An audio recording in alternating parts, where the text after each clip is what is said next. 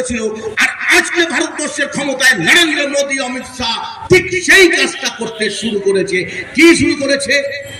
প্রথম কথা ওদের স্লোগান হিন্দি হিন্দু হিন্দুস্তান।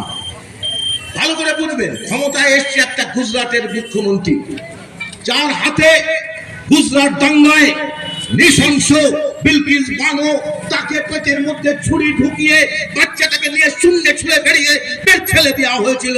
সে বিলকিস বানুর যে কেসের লড়াই করেছিল আয়েশা বিবি, তারপরে তারা দীর্ঘদিন লড়াই করলো মানবাধিকার সংগঠনগুলো। আমরা দাঁড়িয়ে থেকে বিভিন্নভাবে তখন মানবাধিকার সংগঠন করতাম 2000 সালে। সেই সময় মানবাধিকার সংগঠনের সাথে যুক্ত থেকে আয়েশা বিবিকে গুজরাটে পূর্ণদমে আমরা সুপ্রিম কোর্টে লড়াইয়ের সহযোগ দিয়েছিলাম।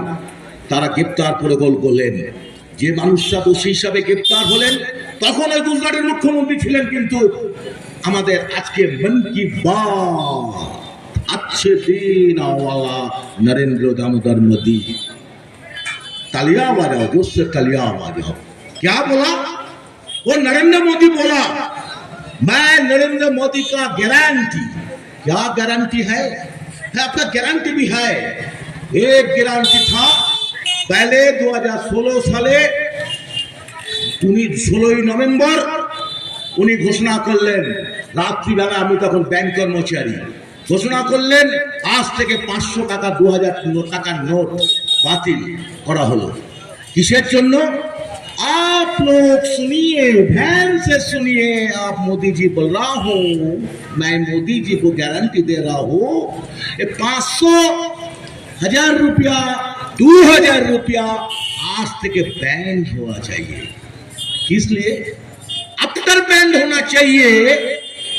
विदेशे যে সব সমস্ত কালো টাকা আছে সে কালো টাকা উদ্ধার হবে, ওনার গ্যারান্টি ছিল। আজ অব্দি যারা বিজেপি করছেন, যারা তৃণমূলকে পরাজিত করবার জন্য বিজেপির আশ্রয় গেছেন, আমি সে মানুষদেরকে বলছি, তারা কেউ আমার শত্রু নয়, কেউ শত্রু নন। তারা ভারতীয় নাগরিক, তারা আমার রাজ্যের বাঙালি।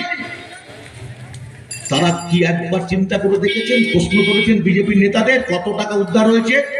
আমি সেদিনকে রিজার্ভ ব্যাংকের ওখানে আমার ব্যাংক ইউনিয়নের একটা মিটিং এ গিয়েছিলাম। আমার কাছে দালালরা এসে বলছে, দাদা 2000 টাকার নোট আছে, নোট আছে, আমরা 2000 টাকার নোটটাকে চেঞ্জ করে দেবো, কত লাখ লাগবে? তারপরে আমি এসে অশোকনগরের চৌরঙ্গি মোড়ে দাঁড়িয়ে একজনকে বললাম, দাদা এখনো কি আছে নাকি? 2000 টাকার নোট আছে। এখনো দায়িত্ব নিয়ে বলছি, পশ্চিমবঙ্গের মাটিতে এবং অশোকনগরের বুকে দাঁড়িয়ে খুঁজলে প্রচুর 2000 টাকার নোট, 500 টাকার নোট পাওয়া যাবে। যারা আর সেটাকে বাতিল হয়ে গেছে, কিছু নেই। তাহলে আপনি 2000 টাকা 500 টাকার নোট তো ইন্ডিয়ায় যা আছে তাই উদ্ধার করতে পারলেন না, আর বিদেশ থেকে টাকা আনা তো দূরে থাক। উল্টো কি করলেন? ব্যাংক থেকে লোন নিল। ব্যাংকের লোন কিভাবে দেওয়া হয় অনেকে জানেন, আমি ব্যাংক কর্মচারী ছিলাম, সবাই জানেন না।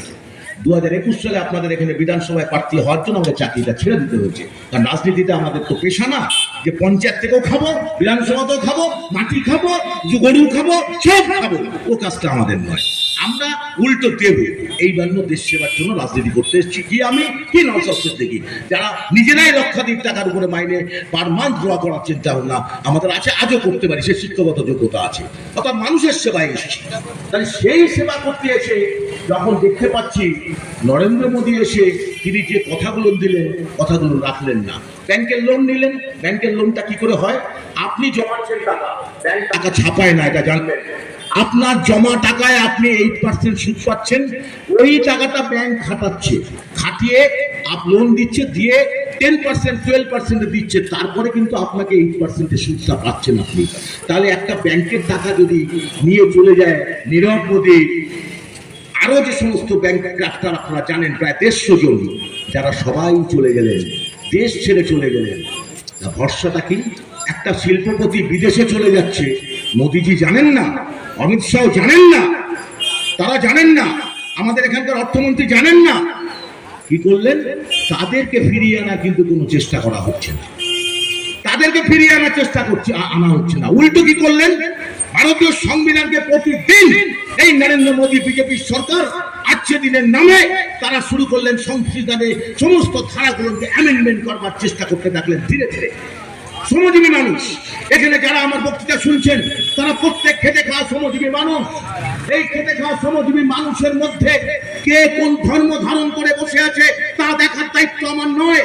কারণ আমি বিশ্বাস করি, ইন্ডিয়ান সেকুলার ফ্রন্ট বিশ্বাস করে ধর্ম হচ্ছে ধারণ করা। ধারণ কে কি ধারণ করবে এটা তার ব্যক্তিগত বিষয়। একটা বাচ্চা আজকে যখন প্যালেস্টাইনের বুকে দাঁড়িয়ে, ফিলিস্তাইনের বুকে দাঁড়িয়ে যখন যে শিশুটিকে, আপনারা অনেকে ভিডিওটা ভাইরাল হতে দেখেছেন, একটা কুকুর তাকে তুলে নিয়ে পালাচ্ছে, তখন ইসরায়েলিরা বোম মারছে। আজকে তখন কিন্তু বাচ্চাটা জানে না সে মুসলিম না হিন্দু। ঠিক আমার এখানে পশ্চিমবঙ্গের মাটিতে দাঁড়িয়ে জয় শিশুরা স্কুলে পড়ছে, ছোট ছোট বাচ্চাগুলো পড়ছে, যখন জন্মানোর পরে সেই শিশুটা কিন্তু জানে না সে হিন্দু না মুসলিম। জন্মানোর পরে তার পিতা মাতা তাকে ধারণ করিয়েছে, বাবা তুমি আমার সমাজের আব্বা বলতে হবে, আম্মা বলতে হবে, আরেক সমাজ বলছে বাবা বলতে হবে, মা বলতে হবে, অর্থাৎ তাকে ধারণ করানো হয়েছে। কিন্তু আসলে তো বাবা মা দুজনেই খেটে খাওয়া শ্রমিক।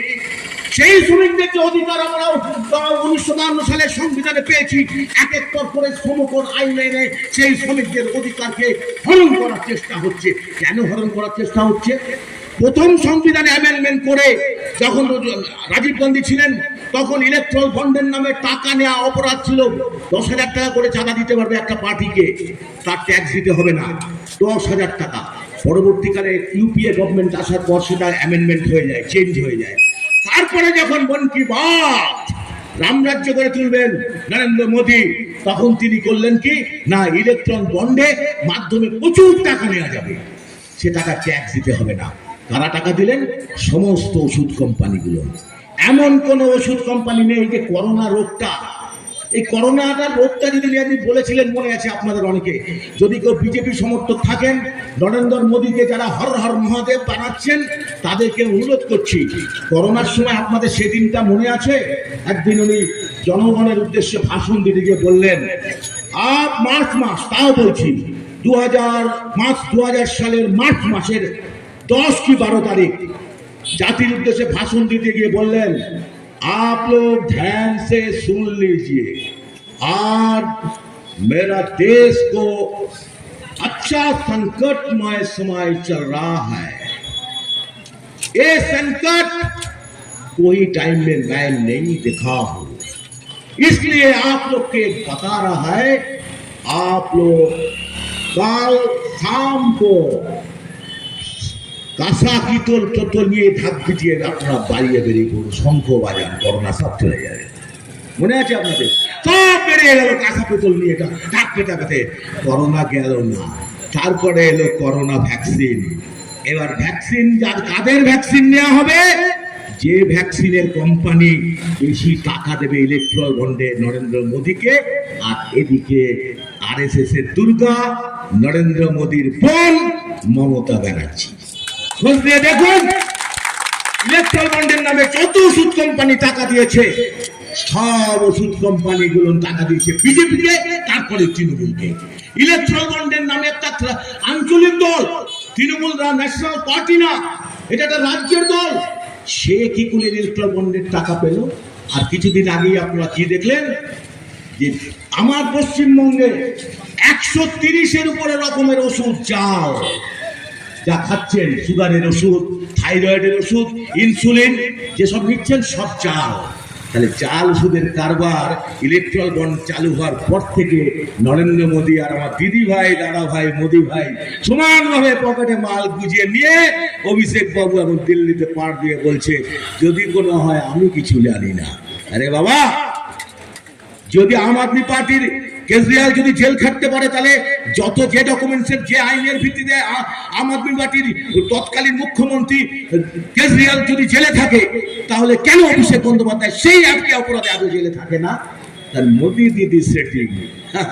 যারা বিজেপি করছেন তারা ভাবছেন তৃণমূলকে ঠেকাতে গেলে একমাত্র হর মহাদেব করলে ঠেকানো যাবে। আবার যারা তৃণমূল করছেন মোদীকে ঠেকাতে, অবশ্য তৃণমূল যারা করে তারা বিজেপিকে ঠেকানোর জন্য করে না, তারা মাল কামানোর জন্য করে, শুধু মাল। কোথা থেকে নোটে ভোট, একটা পঞ্চায়েতের ক্যান্ডিডেট গেলেও টাকা দিতে হবে, একটা পৌরসভা ক্যান্ডিডেট হতে গেলেও তাকেও টাকা দিতে হবে। কাকে টাকা দিতে হয় আমার থেকে আপনারা ভালো জানেন। এবং একটা পুকুর কাটতে হবে, মাটি কাটতে গেলে তাকেও টাকা দিতে হবে, যা করতে হবে টাকা। এই টাকা দিতে দিতে এমন অবস্থা দাঁড়িয়েছে যে 26,000 চাকরি বাতিল হয়ে গেল। আবার 39,000 আমাদের মাঝে আমার রাজ্য সম্পাদক আমার ভাই আমার সাথী সংগ্রামের সাথী বিশ্বজিৎ মাইতি উপস্থিত হয়েছে। এবার কথা হচ্ছে সেই 26,000 চাকরি বাতিল হলো কি কারণে? আচ্ছা, হাইকোর্টে যে বিচার প্রক্রিয়া চলছিল তখন তো বারবার অনিল গাঙ্গুলি তৎকালীন